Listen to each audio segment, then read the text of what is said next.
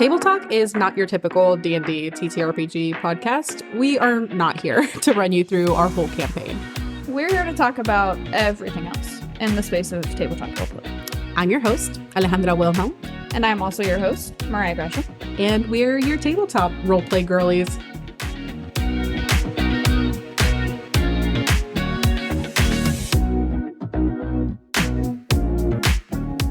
Alrighty, and we are live with another episode of Table Talk.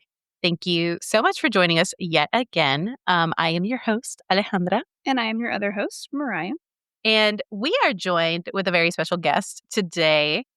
Do you want to give us a quick little intro as to who you are, what you do on the internet, and where people can find you? What's up, everyone? I'm Joe from Age Geeks. You can find me everywhere at New Age Geeks, and also New Age Cosplay, where I do cosplay stuff really poorly. Lies and fabrications. You've seen my Instagram page. It's barely a cosplay page. And what about it? Good. But yeah, that's pretty much it. I DM, I cosplay, I play on Records of the Realm and Somebody's Heroes. Hopefully more in the future. Wonderful. Yeah, we got to meet you at PAX a couple years ago and have also had the privilege of playing on New Age Geeks, and more rather recently had the role reversal of being interviewed by you, the both of us. Mm-hmm. And that was a great experience that I'm sure you loved having with us. It was chaotic. But yeah, we are happy to have you. What kind of got you into like TTRPGs in general, but also getting into the space of being a creator side of things? That's a long story. Hey, we got time. Exactly an hour. We have 45 to 60 minutes. So back in 2003, when I was in high school, I joined a club called FBLA, which was Future Business Leaders of America. And there were some people who were older than me talking about D&D, and me, who had only ever played the red box like one time in 6th grade when I was sleeping over a friend's house. I was like, I know D&D. Yeah. So just integrated myself into that group and started playing D&D. Played that for a while, then kind of fell off. Eventually, when the Critical Role kind of got started playing again. Ran that campaign for a few years, and then eventually, kind of as the pandemic hit and things started moving around, I started playing online, and I went specifically. I found a group called the Phoenix, which is a organization that does rehabilitation for addicts and people like that, to give them alternatives to, just occupy your time. Yeah. The reason I kind of I'm not an addict, but the reason I kind of linked up with them and started working with them was I lost my brother to addiction a couple years ago. So I was like, oh, this is something I'd like to be a part of. They then put out a casting call for DMs specifically for their Dungeons and Dog Tags, which is like a subdivision specifically for veterans. So jumped on that, and then my stupid ass, who said, I can't do anything halfway. I was like, why don't we make a YouTube channel? A tale That's as old easy. as time. Yeah, we'll just do that. But I mean, to be fair, that's what people do. Like, you can just make a YouTube channel. Yeah. Trust me, the process was, that's a different story. That's a different story. But so started working with the Phoenix and essentially built all New Age Geeks with the Phoenix. Launched what we are now, almost 3 years in. That's like incredible. 6 different shows. Yeah. No, it's quite a thing to see. And like now you're starting to do like the interviews and things like that added on top of it, which has been really fun. That's interesting. So what would you say are like some of the one thing I love getting into, especially with all the people that we've kind of like chatted with, is in those kind of like transition moments, like from your first introduction to like doing the Dungeons and Dog Tags and now New Age Geeks, what are like kind of the interesting like social differences you've noticed as far as like the kinds of tables you've played and like what you're now doing? I almost feel like my experience has been very linear. Mhm. I've always played at heavy roleplay tables. The Dungeons and Dog Tag's probably a little different because it was just like a dungeon crawl, and I didn't play it for long because that's not the kind of D&D I like to play. I like to play the heavy roleplay games. So I've been a part of these stories that have just been kind of heavy roleplay, like minimal combat, and that's the kind of stories I like to tell. That's the kind of stories I like to be a part of. So I feel like that wasn't a good enough answer. Hey. No, we're also a very like Pretty role similar, play yeah. heavy table and always have been, at least in my experience. Yeah, pretty much same. I think when I first started, it was probably a little bit more of an even mix. It took me a second to be like super comfy with like role playing as well. But yeah, once I was into it, it was more predominantly what we did. Yeah. I think my introduction to it initially was like back in community college, and I had a friend of mine who basically, like was like, hey, if I got a game together, would you play? And I was like, I'm nerdy in pretty much every other facet, and so might as well. And I didn't really know much about Dungeons and Dragons, but I was like, I like fantasy books and games and media, like sure. And then I realized I had to like act at a table Like in front of other people. Which resulted in me buying 2 bottles of wine before I got to that table and consuming one before we started playing. Which is really Nice. nothing for you. To It was be not fair. much for That's me, like but a it normal got 2 me drinks for it got me everyone else. comfortable enough for sure. And like that was definitely more the vibe was that the other people at the table were only interested in combat. Me and the DM were interested in the actual story that was happening. Yeah. So I was like invested in talking to people and role playing and other things, but the other people were not. And so eventually I was just like, hey, I love the story you're doing. The other people are not my vibe. And like table makeup is so important for that.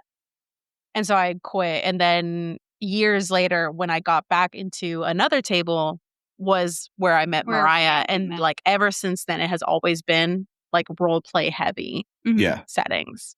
But like I've grown more comfortable in combat by like expanding, to some online campaigns and other things. And I do love combat when done really well, but I do feel like at times it can just get boring or it can like last so long.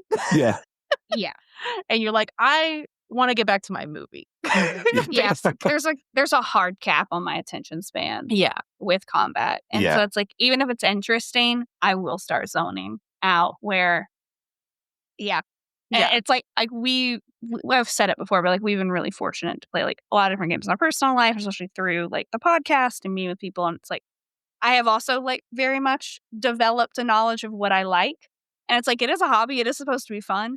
And it's like, if I'm going to show up and be like the best participant, then I'm not like, if I know it's something extended that's like, oops, all combat. I'm not who you want. It's got to be like my fun if you want me to show up. I'm sorry. Yeah. I'm a selfish D&D player. Kind of, yeah. And like, it's also like, I'm not gonna be as engaged or as interested. Yeah. Because my brain, like, I will probably be brain fried anyway, and then I'll zone the fuck out. I mean, I think it's more so in line with like you knowing the style of DMing that someone is going to offer, and that other people at the table have also signed up for that particular style of table like game dynamics and things like that. And it is also just an aspect of my personality of like I can be particular and I like what I like. That's fine, and I know that of myself. I'm a big proponent of like there is a table for everyone. For like, sure, 100%. Like you want to play the fuck around murder hobo game, cool. There's a table for you.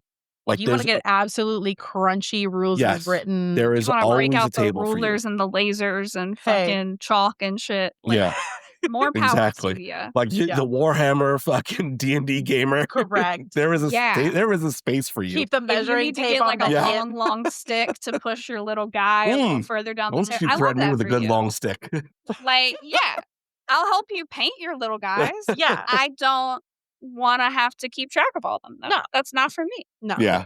It's also such a hobby that you're like, I already know the degree of financial investment I've thrown into D&D alone, that whatever like Warhammer even looks at me sideways, I'm like, I simply cannot because I will go bankrupt. Yeah. If that is something I develop as a I'm hobby, not allowed. I'll go bankrupt and have a mental breakdown because there's about like 10 Lego people on top of my printer right now, and that's stressing me out a little Yeah. bit. Because they're just, I love things on my walls. I love like my books. I love how like cute stuff. I hate dusting, and I hate things not being clean. And tiny little Yeah. guys are And so the just bane. like the bane of a little collector. dudes, they're Yeah. just gonna, you can't dust the little dudes well. They get stuck Yeah. in the Swiffer duster, and then they fly off and hit you in the face. And, you know, it's just, that is my thing of like, I got Legos for Christmas, and I was like, I like this too much. And I've now discovered it myself as I turned 30 this year, and I'm like, fuck, I enjoy Legos. And I didn't need to know that about myself because they make big ones that are like flowers, and now I'm looking longingly at them, and I'm like, I can't do this. Oh God. Yeah. I'm like, oh no. Jesus. No, yeah, it's definitely a hobby that you start accumulating things very quickly, and yeah, very much the same as like when you started. You're like, never gonna do anything half-ass. I really Yeah, like. same. I dipped a single toe in the hobby and like blacked out, and suddenly I owned 1,000,001 dice. I had Yeah. all these fucking rule books that I wasn't Yeah. even using because I am a player at the time, not a dungeon master, but I just had to have them. I had Yeah. cards for classes that I didn't Yeah, even play. yeah, I characters you just haven't wanted even to have them. created. All Okay. sorts of junk. You said dice, so I want to bring this up. Yeah. And I have a very core belief in this. You only need one set of dice. We've discussed this on other Yes. shows, and I'm ready Okay. to tear you. Okay. No, ring you out. I'm the one who's right. I want you to understand you're this. not. Strong. Okay, that's a strong opinion. Yes. Yeah, you're entitled to it being. I get a new But- set of dice. I will throw out the old set of dice because there can only be one. It's like it's Highlander Okay, rules. so you do purchase new dice. Okay, so that you're doubling No. down on a strong opinion. No, I will. Okay. I don't buy dice because So how did you decide on the set of dice? Okay, That you lives. only okay. Also, first of all, if we're gonna do this, we have to do it correctly. Let's define what we mean when we say dice. Yeah. So what I think we are all meaning is a standard D&D set of dice is a D20 to a D4. yes, I will. Okay. There will be. So do you have one of those? Like, do you allow You yourself have one any like full set. auxiliary D6s? There will be- there will be. or- There's a set of criteria that you can go. We're gonna roll with advantage, right? So okay, we'll allow 2d20s. Okay. We'll okay. allow 2d10s because obviously they're percentile dice, but Right. Yeah. that has to be a matching set. The d20s don't have to be a matching set. You get crazy with it because you got to keep the difference. You got to You can know. mix them up a little Okay. bit. Right. Yeah. You get a little crazy with the coloring. D6s, 4 minimum.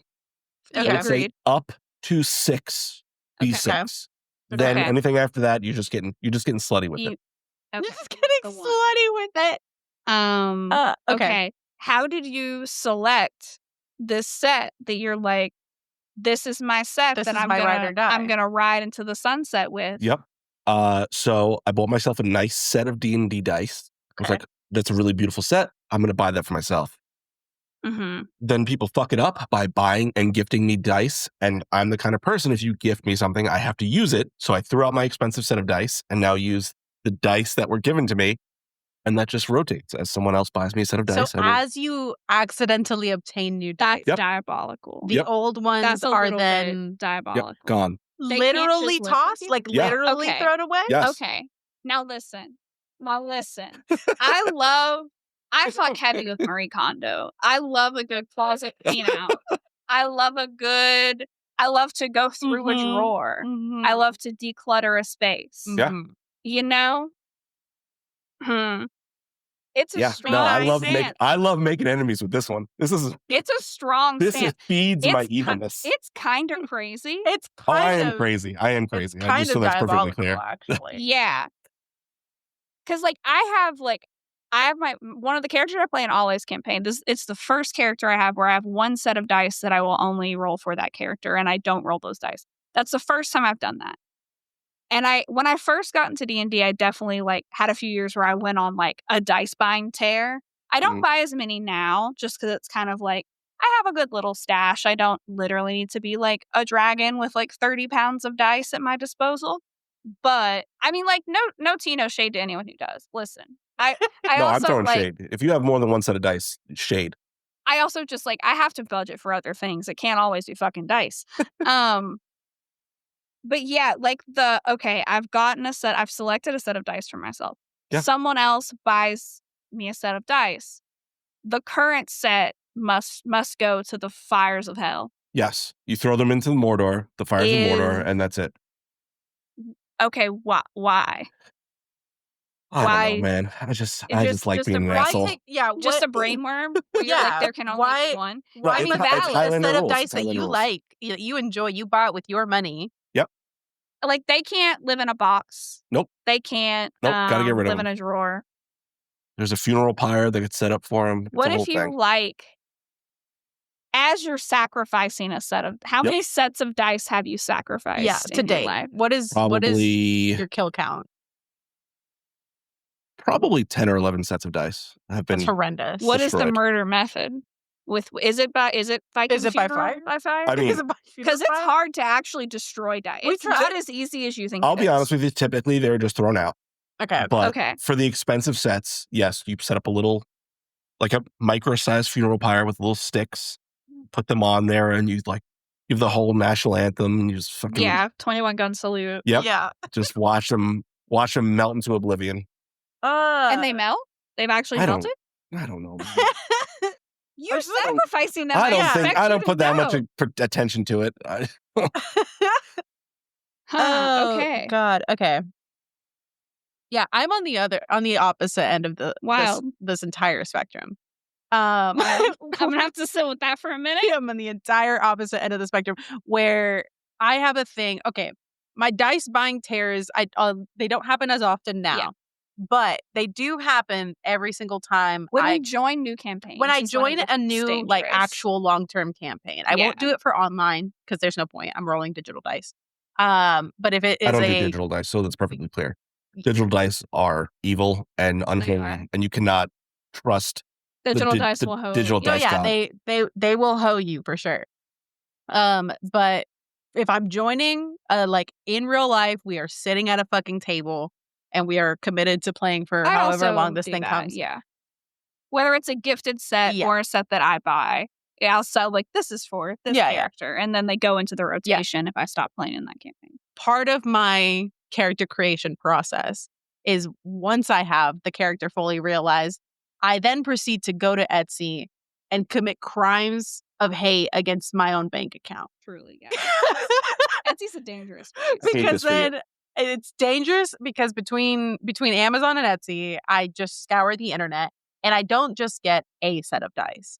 I have to get anywhere between 3 to 5 sets. This is her set for when it's to have a charcuterie smorgasbord. This is her set for sunny days. Yeah. This is her set for when we're at the beach. Because I have a dice tray that I take with me when I play that can house about like 5 dice, about like 5 full dice sets. Yeah. So I like It's too many. I like being able to see them all arrayed together aesthetically. It is nice. And I know that that's the vibe of this character. And then from that, okay, but this is what's going to kill you more. From that, I then proceed to start playing with these dice. And as we tend to do, because we have superstitions about dice, we start realizing that some of them, although you spent a whole lot of money and they're very pretty and they're made of resin. Also, that some of my nicest fucking dice roll like dog shit. Abysmally. And that one I found like under a couch somewhere. Yeah. Holds it down. Yeah. Well, and so that's why I you end up sacrifice. not actually truly rolling the D20s for those aesthetic dice oftentimes. And I end up just rolling, the one black and gold metal dice set that my fucking cousin got me for Christmas. So what you're saying is, if you had one set of dice, you'd be fine. I still need them. You're wrong. I need to look at them. I need you to know that they're there. On all counts. No. See, the reason that my position is right for me is because I was a kid that loved to collect rocks. Mm-hmm. And this is just an evolution of that special interest. Mm-hmm. Mm-hmm. I was a rock kid. And I'm not a rock adult. Like there's several geodes and shit scattered about my home. I will say that within that sphere, though, I do end up like selecting 1 or 2 dice that are like, these are the dice that I have to roll when there's something important happening to my character. Well, you're on my team. You just have the extras there for fucking looks. Yeah. I don't have that much fucking space, people. My life is a lot of shit. I see a whole old dice. empty wall back there that you could start storing some shit with children. With dice? Oh, with kids. I have like 7 unfinished Gunpla models I haven't fucking done. And they could all be holding what? dice. No, all you're in a wrong. bag. I got a dice bag that was far bigger than I thought it was going to be. I was like, this thing is a monstrosity. And so, but it has like the little compartments inside of it. And so all the dice are sorted by color. And that makes my brain happy. I have the same little bag of holding. It's about the size of my whole head. It is Truly, mostly yeah, full, so is mine. and the compartments are each for every single type of dice. My dice are sorted too by the one set I use. Mm-hmm. Mm-hmm. Mm-hmm. That's it. I know where they are. They're right there. They're doing great because they're right there. Mm. I don't have to worry about storing them anywhere. There's no bags involved. It's great. No, I need them. I'm gonna I'm be winning. buried with. I'm gonna be buried with those dice. I can't dump them in the cat like dump glitter. them into my. You're gonna see my body in a casket, and it's just gonna be a bed of dice. God, you're gonna give me an aneurysm. Good. I hope we do. That makes sense. I don't deserve to live based on this opinion. Yeah, I've never heard the opinion of like other dice must go. There can only be one child, and the other. Yeah, child I've heard like Highlander rules. I don't understand how many times I can say it. I've heard like Lou Wilson, for example, right, where it's is like a big proponent you pick a set of of the one dice set. and you commit to that set of dice, like for the character. And I'm like, okay, like again, that's a strong. Like I do that with Anya, right? So before I was like, that's a strong stance, but now I understand it. Where it's like, no, there is only room in my life and my heart and my soul for one set at any time. And nary a die more. Not one more. Not a single You guys one. met me in person. You know I'm out of my fucking mind. No, we know. We know exactly who we brought onto this fine. Like, did you step on a lot of D4s at one point? No. Yeah, what dice-related trauma do you have? Did your father resemble a D20 by any chance? God, no. God. No, yeah. I wish that was how I was. It is not the case. It is not in fact the case. Because dice is a big reason. Now, like especially becoming a dungeon master, there are so many other little knick-knacky things that you start to like invest into.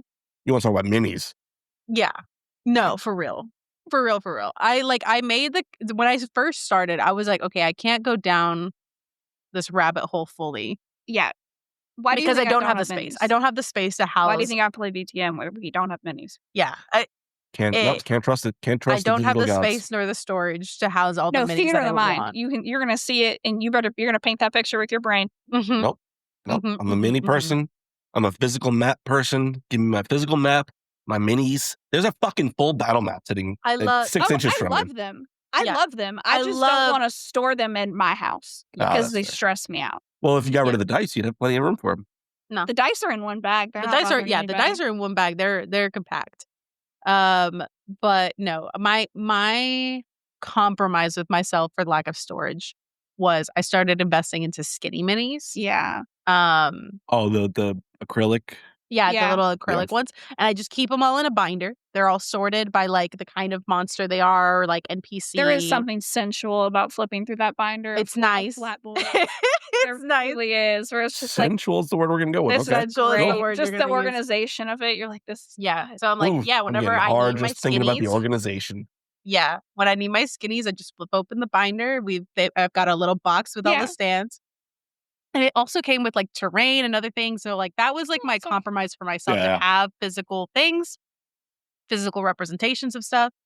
And then maps wise, like I went maps for like big like art finales and stuff. Yeah, like we don't really bust them out too often, but when there is a combat or there is like a moment where I need y'all to like know and orient yourselves in the space, the standard, like I have a set of like the like, what are they called? Dry erase? Yeah, like dry erase maps, and they're all rolled up and they have like different biomes and you can just kind of do that. Our friend Bex has this is the great part about our specific group is we outsource the different parts of the hobby. Okay. Right? Yeah. So Bex has all of the third-party content we could ever want and hope and dream for. Alyssa has all the D&D Beyond books. Alyssa invests in all the D&D Beyond books. So we have all the digital content there. Physical books. Yeah. We have the physical books. And then Bex And has cards. also like I have like all the cards. You have a lot of cards too. yeah, Bex has like these binderfuls of different maps and different dungeons and different everything. Like anything I could ever want as far as that goes, I just ask her to bring her shit over, It's and like, I do start. you need a ship and a wine dark sea? Hey, We have it. we have that here. And I'm like, cool. I just ask her to come over, give me the binder, and I'm like, whatever you see me pick out of this, no, you didn't. No, you didn't see it. Yeah, it's like Don't look. you can't see which of your things I picked. No words. No words. Mm-mm. Not a single one. But there is something so nice about. I think it's why I love playing at a physical table, both for the role play aspect and when I do have to do combat. Like, it's just more engaging to have something visually there. 100%. I do also feel like people get more creative with combat when you have like physical representations there. Yeah. Because then it takes it from like, okay, where is the guy in orientation to me to like, oh, there's a tree there. I want to climb it and I want to do some fuck shit. Like, it just takes it to a whole Especially if different it's degree. like advanced combat where there's like multiple levels to the battlefield and there's a lot of things going on. So where like it gets really hard to either visualize it or like just in your brain or just with like a top down map. Like I love a good just grid map and like use Hershey kisses for the enemies as much as the next person. But there is something to be said about like having the whole setup. Mm-hmm. What do you think is your like superpower as a DM? What is like the one thing that you're so proud that you can do at a table? I won't say because I think I'm a terrible DM. As most I DMs feel do that, think of yeah. themselves that way. The thing I get complimented most on is my ability to tell cinematic scenes. Mm-hmm. So that goes as a player too. Like I've had multiple people be like, "You described the fuck out of that." So that is probably because I like movies so much, but that is like setting the scene, painting a picture. It's mostly for, especially like when it comes to like telling a scene between two characters, painting that picture of how that looks, or like describing how something happens. That is typically what people compliment me most on. Mm-hmm. So, I think for me, it's the thing that I think I've become really, really good at our specific table is like the social scheming and dynamics going on behind the scenes and how they get like kind of revealed over time. I think I've gotten very, very good at that, and especially within this past year has been a lot of like social combat because we're dealing with our character who has like she's from nobility, she's got like a very toxic ass noble family, and there's like like arranged marriages going on and all of these different like power plays that are happening. So this whole past year, I've basically spent entirely in that, like the strings that are being pulled from behind the scenes. And as things have started to unravel for my players and like they're getting to kind of see all that, having to run like multiple balls within a year. That's the word you're going to go with? Yeah. Yeah. Okay. Because of the aspect of like as a DM, I mean, you're having to deal with a scene where there is like 1,000,001 NPCs on top of your characters and players and whatever who are interacting, and like that mental load. I feel like I've put myself through the fire so many times. That's me every time I run VTM. I'm like, oh, we're going to a vampire club. There's a fuck ton of people. We're going to Elysium. You're being introduced at court, and I'm like, I keep putting myself back in hell. Yeah. But I think I've gotten very good at managing those kinds of scenes. Okay. I think the thing that always gets, I'm terrible at notes. You look at my fucking D&D. I've run this game for 2.5 years now, Fortune Fates. I have 6 pages of notes, and it's just the description of the location, and that's all I've got. Hey. Yeah, we record. Like, I will write down things, like, interesting things or things I can use in the game, but, like, I don't take...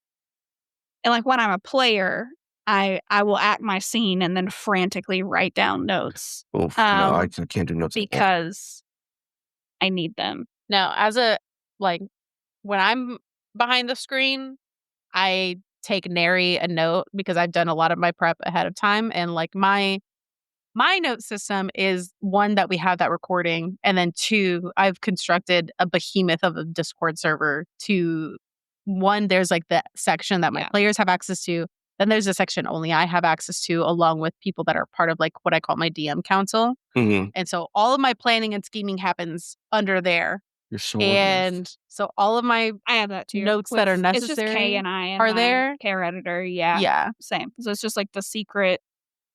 Yeah. The- And then the when it's box. actually like game time, I'm like, no, I'm fully in it with y'all. I might write down one or two things if like, yeah, y'all did something that I need to like note Remember. because that might change something or it's important for me to remember. But aside from that, no, half the time it's a sticky note that says fat ass goblin. Yeah. And Very much or so. goblin with a fat ass. Yeah. Either. Great game. Either or. But yeah, no. The note taking definitely takes a backseat. When I'm a player, I take a lot more notes though. Yes. I don't take a single note, period. No, I have to. I'm I bad. don't in online games. I do in person. No, yeah. Online games I do not. In-person games I will. I am that person that's like slowly putting things together from my notebook and stuff. Yeah. For sure. Mhm. Yeah. So my problem is I have a TBI, right? So I don't remember things. So I Mm. really should be notating stuff a lot. But like this happened in the game I'm on Records of the Realm. Like just my brain suddenly was like, oh, we suddenly aligned these random memories. And I was like, that's a silver dragon. And everyone's like, what the fuck are you talking about? I was right. You're having a very Just, like, in character sort moment. things off where you're like, okay, we'll put this together now. Yeah. I don't know how it happened, but the brain worked somehow. The Sometime neurons were brain brains. neuroning that Yeah. particular moment. Incredible. God. What would your advice be to people that are like first getting into the hobby? Or what are like the biggest lessons you've learned getting into this hobby? So as a player, my advice would be don't be afraid to take the big swing. Mm-hmm. And I don't think that's something new players typically have an issue with because they're so fresh with it that they're not super hung up on the minutia of the character What stuff. can and can't be done. Right. So you do typically get a lot of those big swings from new players, but you always want to encourage it because that always is number one, great for the DM because it gives them something to dig their teeth into. And it's just great for the table because fucking variety's the spice of life. You want that fucking fun. You don't want that craziness to come in. As a DM, my advice would be you're stressing way too fucking much. No matter what you're doing, you're stressing too much. Yeah. I promise you it's not going to be, your player's going to have a good time. You're overthinking it and you'll be fine. Yeah. I say it all the time. Like one of the biggest lessons I think I've learned through this whole process is like, weirdly enough, that the more control I give up, the more fun I'm having and the more fun my players are having. And so, yeah, there have been times where like I've showed up to a session and I'm like, hey, I didn't get that much prep done. So we're just going to fucking roll with it. Yeah. And those oftentimes end up being such fun sessions. And like, I think learning to have a degree of trust with the players that you've invited to be at your table. I'm assuming you brought them there for a reason. Right. And trust that like this story the momentum doesn't always have to come from you. And trust that your players can also lead it down interesting directions and just let them fucking take it. Yeah. And the less I feel more often than not, the less you prep, the more fun you end up having because you don't get in those headspaces of like, I planned this whole fucking dungeon in every room and everything that's going to be in there and like all the, and then they end up being like, I don't even care about the dungeon. I'm going to go talk to the tavern owner for the next 3 hours. Like, like the less focusing on the big bullet points and having contingency plans of if we don't even go down this route. Yeah. Cool. I got a couple other things. And like focusing on your NPCs and your world more than like technical mechanics, I think is helpful because there is a fine balance between like like, I have an idea of the encounters like y'all are going to run into, but I don't plan what's going to happen because I don't know what's going to happen. Right. So it's just like I have various outroads with however long things take where we can cut it off, and then I just sort of go with whatever y'all end up doing. And it's sometimes aligned with my best guess and sometimes not. But yeah, you do definitely want to know enough about the world and what the other NPCs have going on and what their motivations are.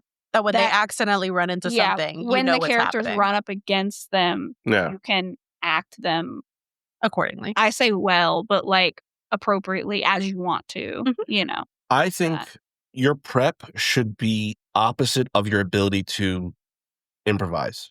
So, I mean, I'm pretty good improviser.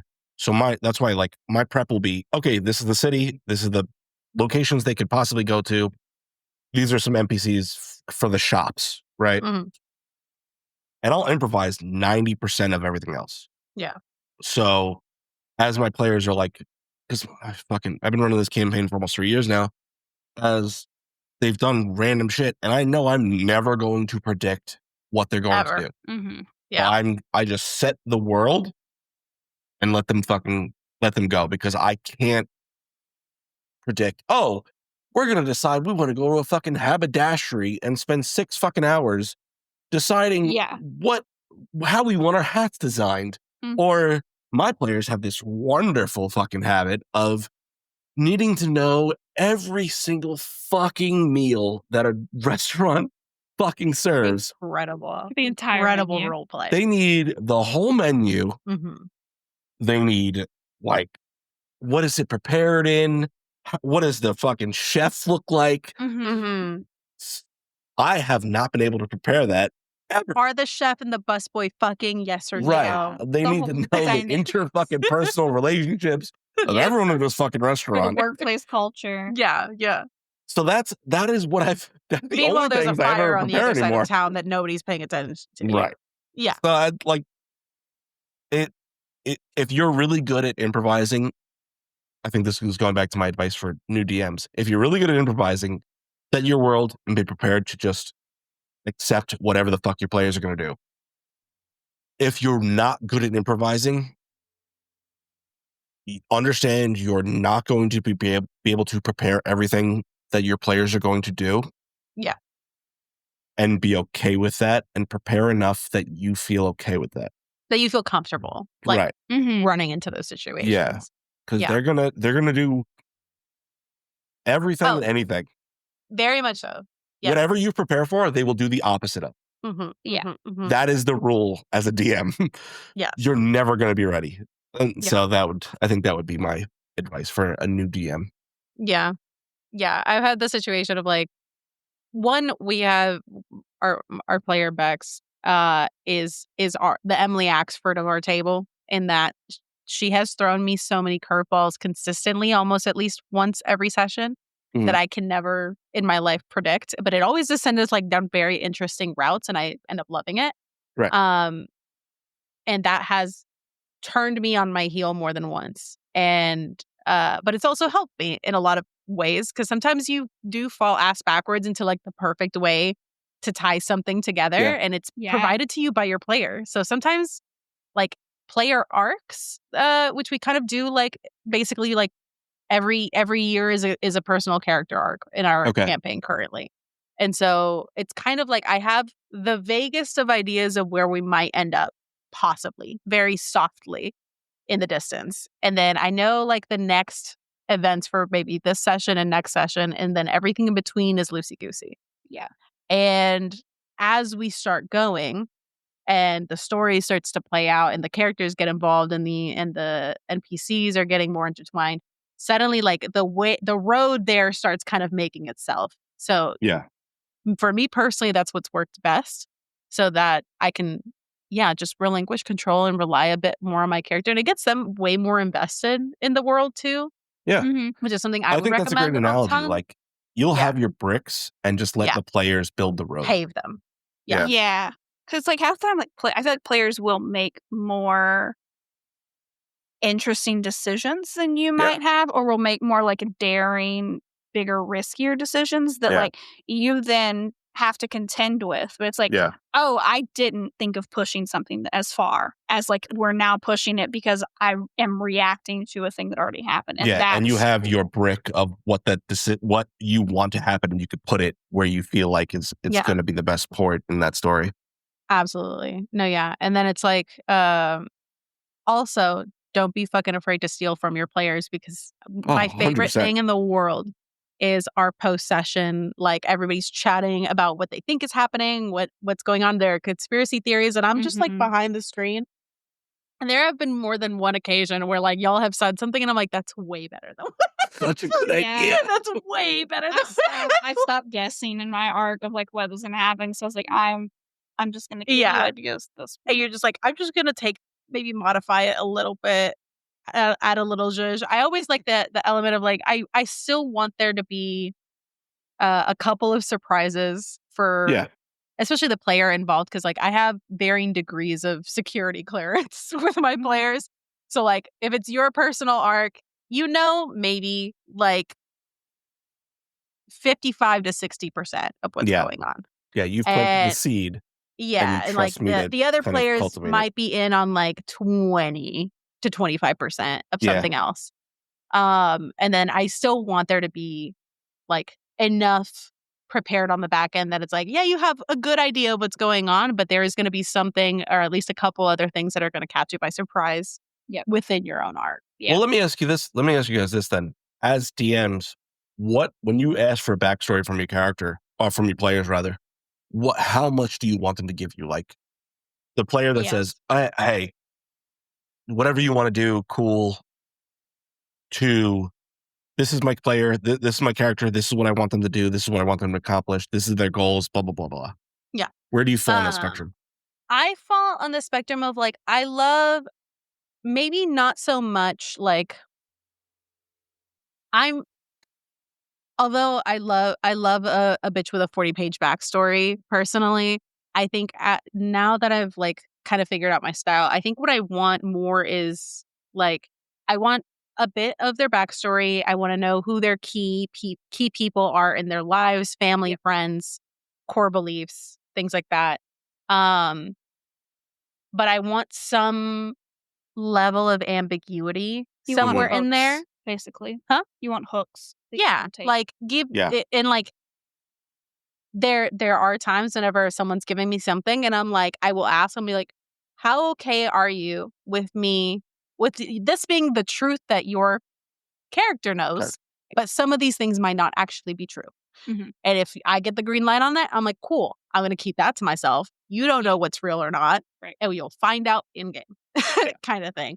But I like there to be a little bit of freedom because I think if you go, and this has also been my experience as a player, and I think that's the nice thing about having been both, is that when I've overdone my character's backstory going into it, and I think I have a fully realized idea of who this character is, oftentimes I feel like once I get into the game, they might characterize completely differently. Yeah.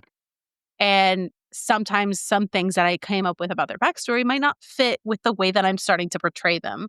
Right. And obviously, once you're in game, you're dealing with the other people. Yeah. It's hard to deal with the DM. It's hard if it happens to you. It's also hard to like witness it happening in a table when like someone is very attached to an idea. Yeah. And they're watching that sort of fall to not really pieces. translate.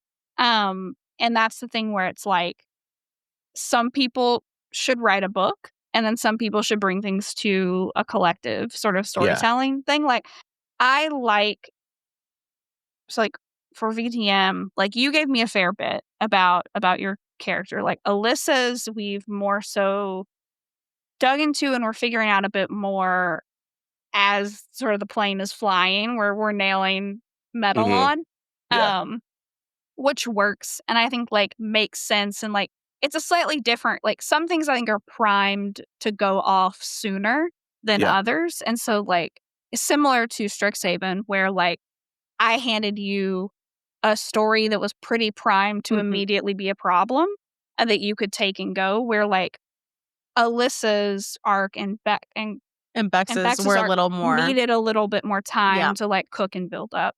And it's similar with where like yours is pretty primed. Bex's VTM character y'all haven't met has a lot of pretty like prudent issues that are going to be immediate issues when they get into game. Like there are issues for her in her vignette. Alyssa's character's kind of been vibing. Yeah. And is sort of going to start discovering some things about his life and having to like unpack the morality of and like how he wrestles with his morality as kindred and what is okay and what is not and what is kind of justified use of power and what is not and how that reflects on his sire, who he has a very good relationship with and so on some level idolized a bit. And yeah, it's like that's all thing, but that will come from his exposure to other people because they lived a quite like isolated life and chose to. So he wasn't really like, oh yeah, this is just what it is to me. So as he sees other things, he's kind of like, oh, that might be problematic. Actually, what this thing my sire does that I just thought was fine, like actually might be torture. Might be bad. Just a little bit. Just maybe possibly torture. He's a Zamitzi. Because I wanted some creepy That's shit. a word And that so I I don't was like, can you be Zamitzi? Because they're flesh crafters. Okay. And I was like, that would be fun on several levels. Yeah. So let me ask you guys this then. As players, I'm taking over your interview show. Yeah, go for it. As players, what do you prefer when you write your backstory? Do you prefer being super specific with like your intentions for the character, or are you like the free form, give it up to whatever the DM decides that they need from this? I love a blend for sure. Yeah. Like I love whenever I'm having the discussions with a DM, I love learning about the world first that they have. So that I know I start figuring out where I kind of want to drop my person in from there. So like I will start asking about, like the world, the history, the factions involved, whatever they have like planned that they are able to tell me so that I can start kind of figuring out where I want to fit.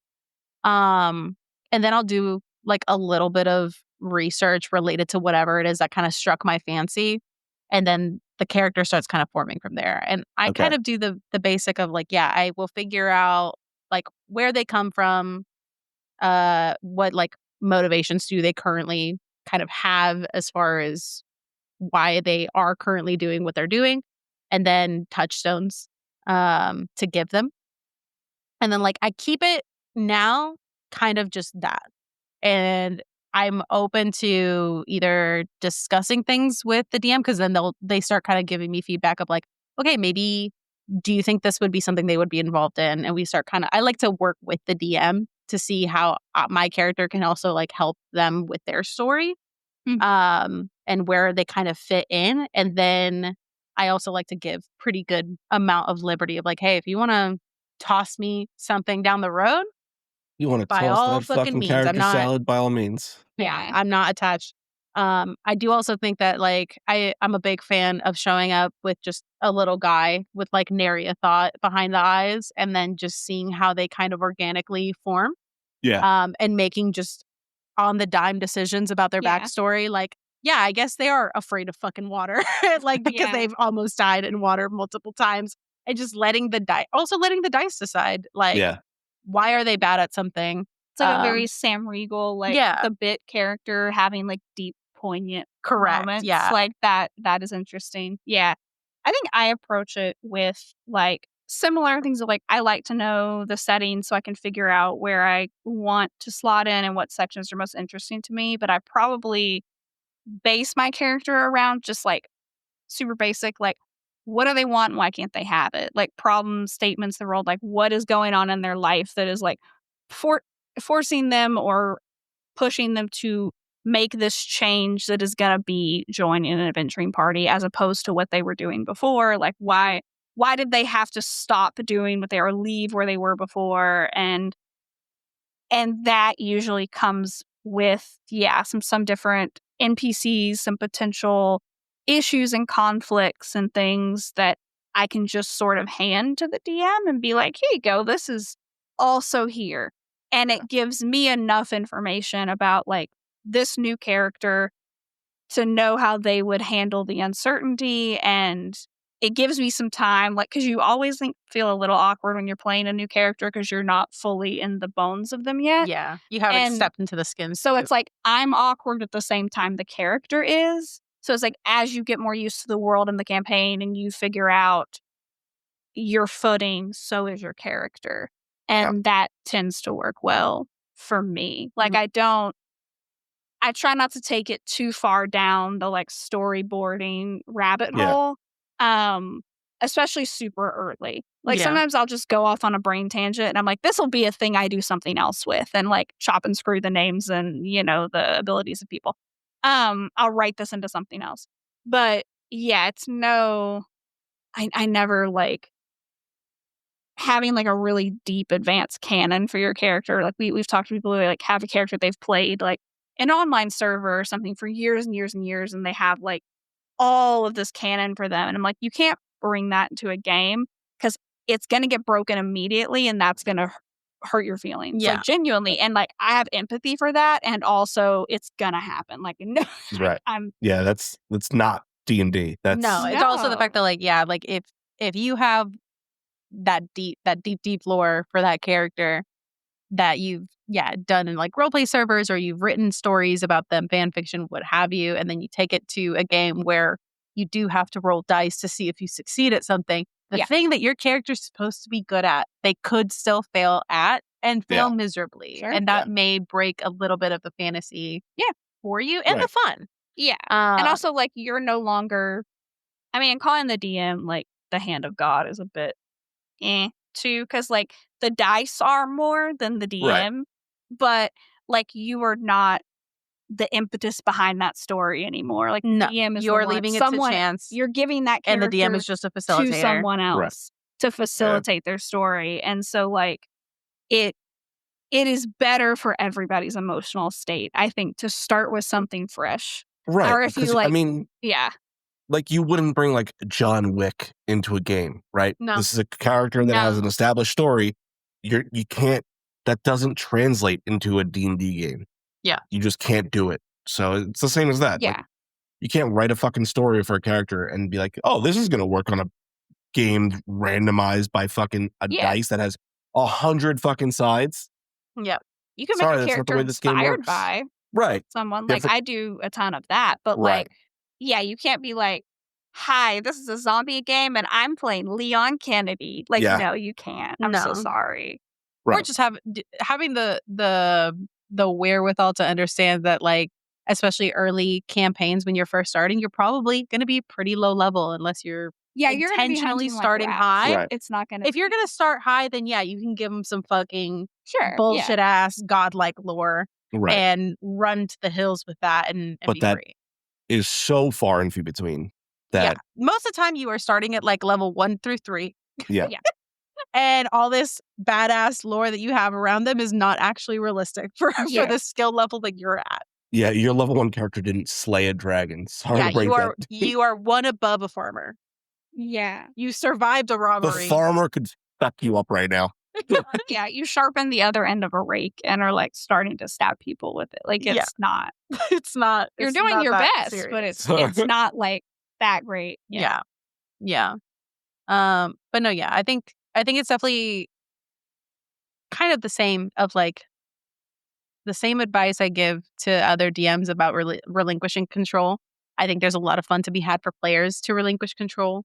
Whether that be you show up with a sticky note that says Boblin the Goblin, or you have a few bullet points around this character and you are okay with the DM taking some liberties with it. Like I love being surprised by a DM and like finding like once your story starts getting played into and you hear like a familiar name that you know is part of your backstory. I love the tension of that moment of being like, okay, we're starting to get into the shit. What the fuck do they have planned? What's gonna happen? Yeah. And as a DM, like I love doing that shit to my players. You're gonna enjoy yourself the most as a player when you come in with an idea of what you. And again, I'm notorious for this. Like, I don't know who my character is until I sit down at the table and play them, because I just cannot my sarcasm just does not allow me to not play sarcastic characters. Yeah. So it's hard for me to, I can't write a character before that because it's writing sarcasm so fucking difficult to begin with. But anyways. It's hard to do it and not be like kitschy about it. Yeah. Yes. But you're going to have more fun as a player when you come in with an idea of what you want to do and then just hand the reins over to the story you're about to embark on. Yes. Because you yeah. cannot predict where the story's going to go. You can't plot out the story arc of this character. Like, you can have an idea of like, hey, I want my character to grow in this direction, and you can make choices based off the story that affects you and how But you it's react also like to that. you're just as likely to go down that road, and then you didn't factor in all the other players and how they're going to interact with your character. Yeah. And by the time that you get to the point that you thought you knew you were going to make a certain decision one way, you might end up making it the entire different way because of the interactions you had. Yeah, that's what I'm saying. Like, you can have an idea of what you want your character to end up as, and you can make your choices based off that decision. But like, there's going to be, don't expect to hold the reins on your character story. No. You barely have one hand on it, is what I'll say. Like, you're going to have more fun when you allow control to leave. Also, understanding that embracing the critical failures, because those are the moments that are going to make your character. Yeah. It's not going to be, it's not going to be the wins. The failures are what's going to define your fucking character. And I love those so much. Yeah. Incredible. Well, it's looking like we are coming up on time. But this has been great. Thank you so much for joining us. If you want to go ahead and give one last shameful little plug to our listeners and see where they could find you and what you do. Oh, I gotta get good at this one day. Give a slutty plug. Give a slutty plug. Not a shameful plug, a slutty plug. You can find me on New Age Geeks, where I DM and I do interviews with all the amazing creators that you love and enjoy talking to, just like these two amazing human beings right here, who I've had on New Age Geeks. You can find us on YouTube. You can find me on Records of the Realm, where I play Malkith, the Fire Ganassi Grave Cleric, who is an emo sad boy who doesn't know who he is. He knows, he has his memories, but he doesn't know who he is. He's figuring he's it finding out. himself. Yeah. You can find me on Somebody's Heroes, where I play Burdith, the 1900-year-old archdruid who was in an abusive marriage, emotionally abusive, and is just the only good fucking person in this world. And you can see him trying to deal with that and stop a city from falling out of the sky. And besides that, if you want me to show up on your table, just shoot me a DM, because I really, this is 2025 is my year of showing up at other tables. So if you want to play games with me, hit me up. I'm down. Sounds good. Awesome. Well, thank you guys so much for joining us, and thank you for listening, and we will see you next time. Bye. Bye. Table Talk is a podcast brought to you by Mythos Media Productions, bringing you a new episode every Wednesday, wherever you get your podcast. Find us on Instagram and TikTok at Table Talk RPG, or check us out at our website, mythosmediaproductions.godaddyscites.com. All business inquiries can reach out to us via email at info@mythosmediaproductions.com.